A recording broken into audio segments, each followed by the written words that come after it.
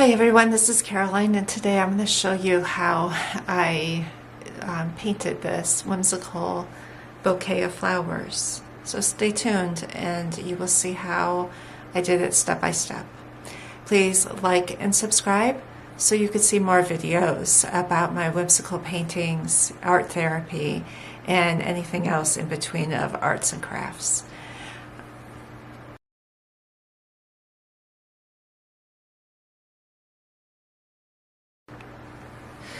Hi everyone, this is Caroline, and today I'm going to work on the next layer for the whimsical painting. So maybe I'll have this completed by the end. So what I'm going to do is start adding in the details that make it to become whimsical, and I'll be selecting other colors to pull out that texture and patterns. So I am going to start with, maybe I'll start with the curtains and maybe work my way into the flower pot. I decided to pick a red, and what I want to do is put some fringe on the curtains, and just taking a small brush and just putting little dots, and it makes it look like that velvet type of curtains that you would probably see at like a fancy theater. I'm going to do that on both sides.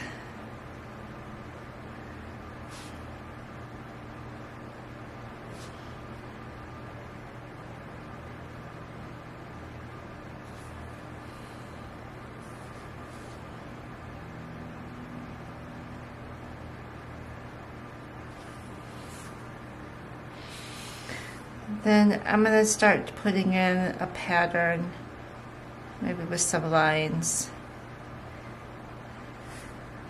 just to indicate maybe some like folds into the curtain. And really, you could, it's anything goes. It's just to give the ideal of it. It's, again, doesn't have to be perfect, doesn't have to be realistic. But just enough to have it to be fun and like send that message of, you know, that this must be like some form of curtain there.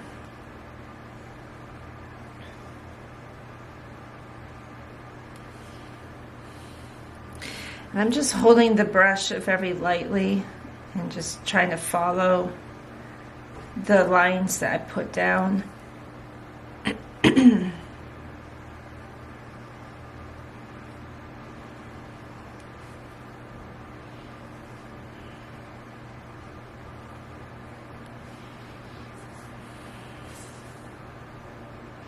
Now I might go over this again just to bring out that red color that I'm putting on it, just so it could stand out a little bit more.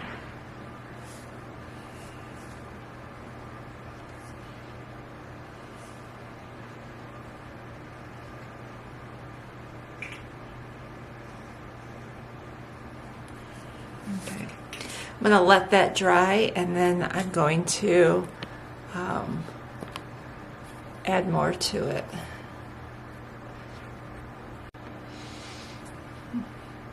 Now the next part I'm going to do is the pot, and what I want to do is make lines into this pot, and I'm not going to worry about it being perfectly straight. It's just to give it like that, the look that there's grooves in it. And you can take masking tape or, you know, like painter's tape, and you can make them really perfect if you want, but I like to try to make most of my paintings without a lot of extra help as far as it making it to be perfect.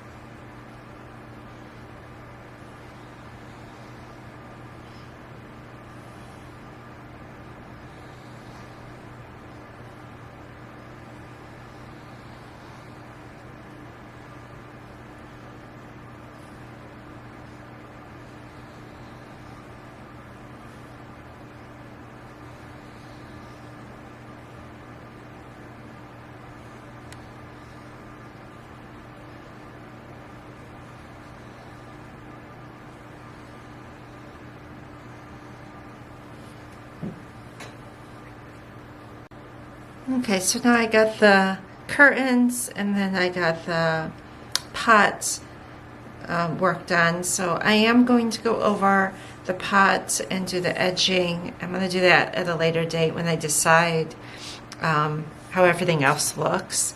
And then I'm going to wait until some of the red in the curtains dry, and then I'm going to go over it with some of this coral color as well. So I'm going to pause on the curtains for now, but then I'm going to head into the bouquet.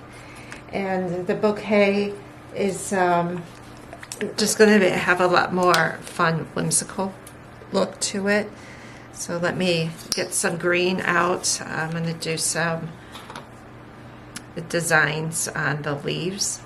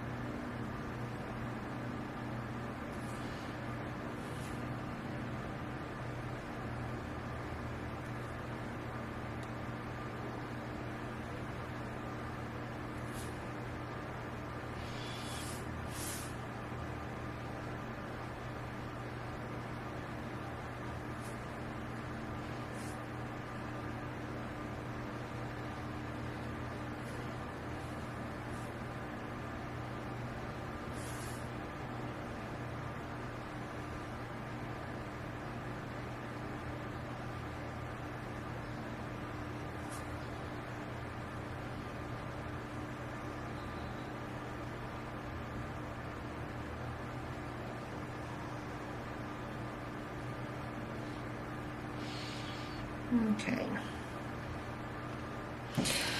So I have the outline of the leaves, and now I'm going to go in and make some marks just to emphasize that they're leaves. And you can switch the colors however you wish on it. But I'm going to just keep mine a little simple right now, and then decide later if I want to add in another color.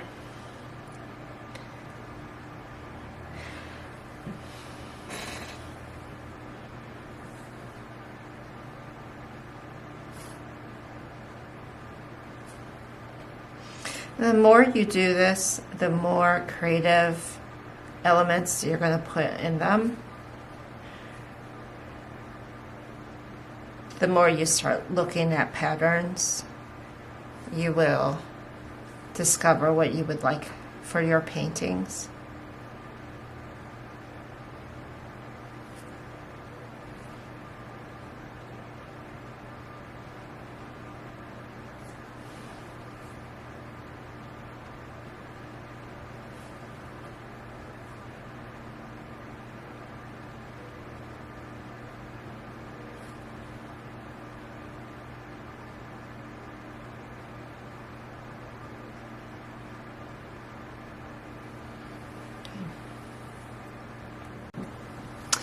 And now I'm going to get into the flowers. So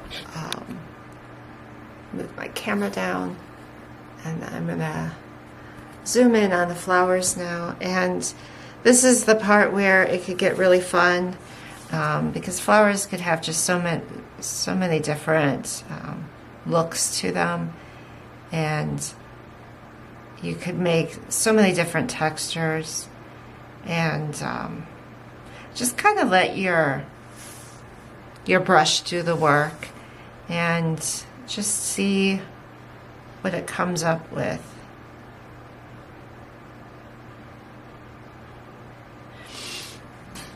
So I put that one color in, and I'm going to add in some extra colors just to bring everything together. And since I used red in the curtains, I am going to include a little red in the flowers as well. And this is the fun part, where you get to start really reshaping those flowers, give them a little personality.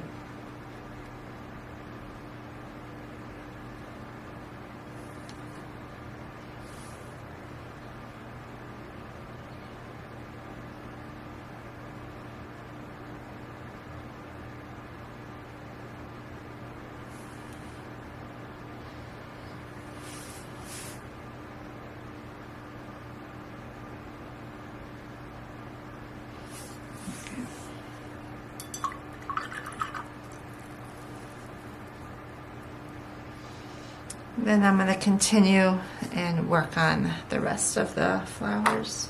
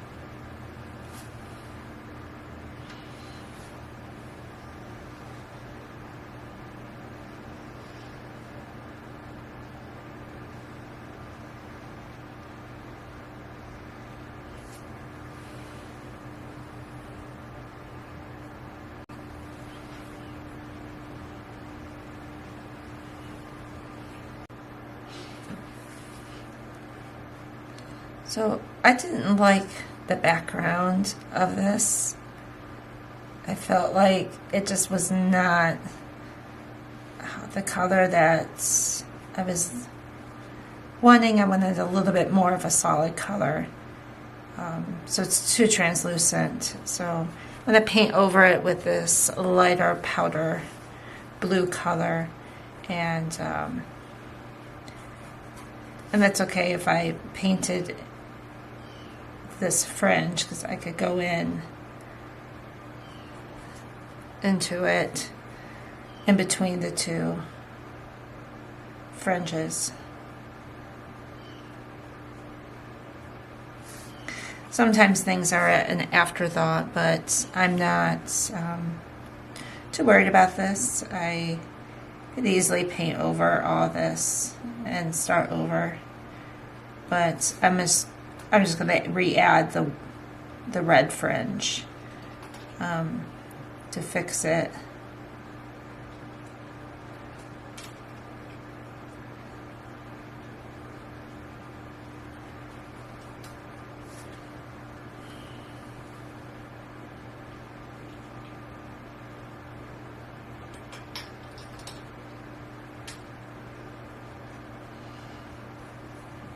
All the layers of paint that I did put down will be going, I will go over it a few more times just to get it to look more solid the way I need it.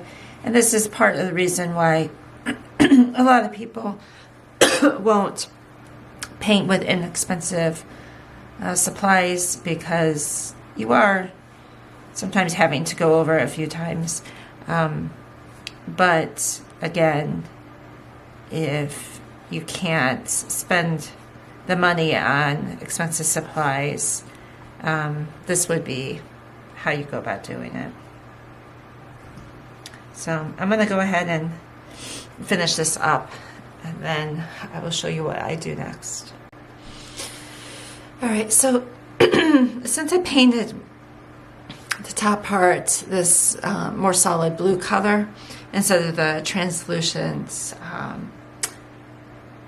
bluish color, I am going to change the bottom of this as well, because it does not connect very well. So I am going to pick a different color for it. I'm going to look through my colors and come up with something. All right, I'm going to go for this lime green color. And let me show you. Completely different color choice. But I think it would go much better with some of my ideas I have in my head with what I want to do.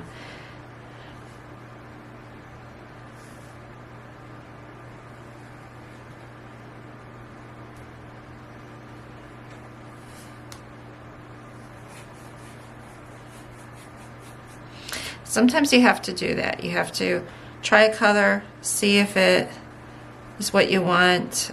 Sometimes after you sleep on it, it's not quite what you're looking for, and then you just change it.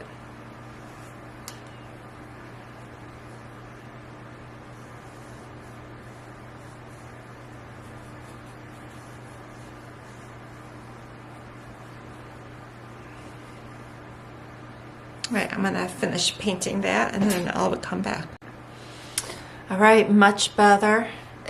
This is a lot more of what I'm looking for, and I'm gonna let the background dry, and then I'm gonna go back over it, refine it, and then I will show you what I do for the final part to pull it together.